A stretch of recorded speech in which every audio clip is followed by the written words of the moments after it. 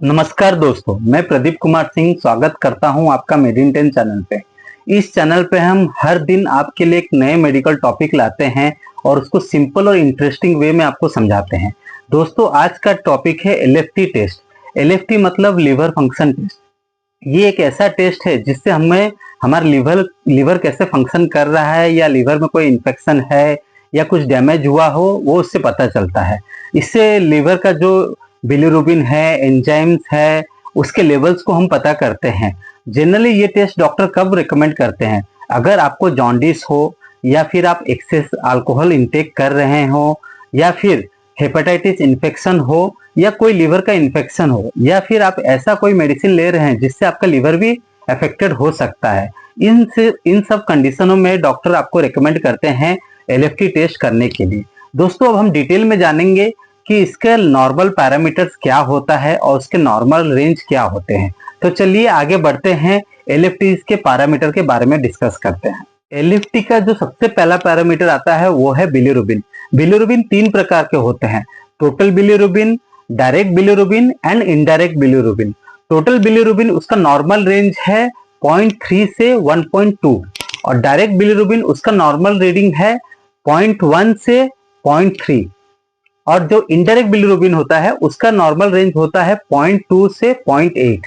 अगर बिलिरुबिन का level high हो, इसका मतलब होता है कि लिवर में कोई डिस्फंक्शन है या फिर बाइल डक्ट में ब्लॉकेज। एलएफटी का दूसरा पैरामीटर है एसजीओटी या फिर एएसटी, जिसको हम एस्पार्टेट अमीनो ट्रांसफरेज भी बोलते हैं। इसका जो नॉर्मल रेंज होता है वो 5 से 40 होता है। ये एंजाइम जो है ये लीवर और हार्ट दोनों में होता है। अगर ये हाई हो जाए तो लीवर का कुछ डिस्फंक्शन है या फिर हमारे मसल्स में इंजरी होता है। एलएफटी का तीसरा पैरामीटर है एसजीपीटी या फिर उसको एएलटी भी बोलते हैं। इसका मतलब एलानाइन अमीनो ट्रांसफरेज। इसका जो नॉर्मल रेंज होता है वो 5 से 45 होता है। ये एंजाइम सिर्फ लिवर में पाए जाते हैं। अगर ये हाई होता है मतलब लिवर में कोई ना कोई डैमेज या डिस्फंक्शन है। एलएफटी का चौथा पैरामीटर है जिसको हम एएलपी बोलते हैं। इसका मतलब होता है अल्कलाइन फॉस्फेटेज। इसका जो नॉर्मल रेंज होता है वो 30 से 120 तक होता है। ये एंजाइम जो है ये बाइल डक्ट्स और बोन्स दोनों में पाए जाते हैं। अगर इसका वैल्यू हाई होता है या तो बाइल डक्ट में कुछ ऑब्स्ट्रक्शन है या बोन में कुछ प्रॉब्लम है। एलएफटी का 5वां पैरामीटर है टोटल प्रोटीन और इसका नॉर्मल रेंज है 6 to 8 और छठा पैरामीटर जो है उसे हम एल्बुमिन बोलते हैं। इसका नॉर्मल रेंज होता है 3.5 से 5.5।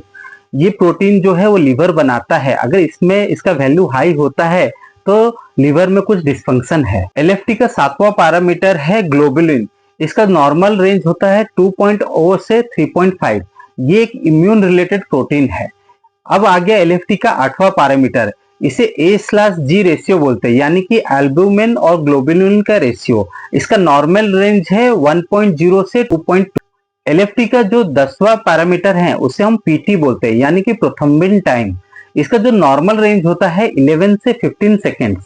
ये जनरली बताता है हमारा जो ब्लड है वो कितने समय में क्लॉट होता है। अगर ये बढ़ गया तो हमारा लिवर का जो सिंथेटिक फंक्शन है वो लो हो जाता है। अब सवाल आता है कि दोस्तों एलएफटी टेस्ट कब करवाना चाहिए?